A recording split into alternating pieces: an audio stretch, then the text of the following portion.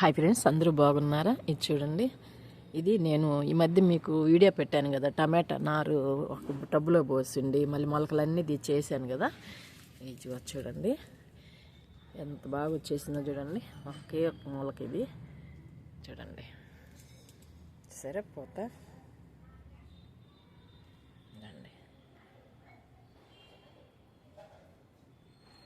ఇట్లాగంటే కాయలు నిలబడతాయి అన్నమాట. ఇట్లా అంటే ఎట్టంటే చూసారు కదా, చూడండి బాగా వర్షాలకి బాగా ఎగిరేసుకొని బాగా వచ్చేసింది. చూసారా ఇంకా పూత.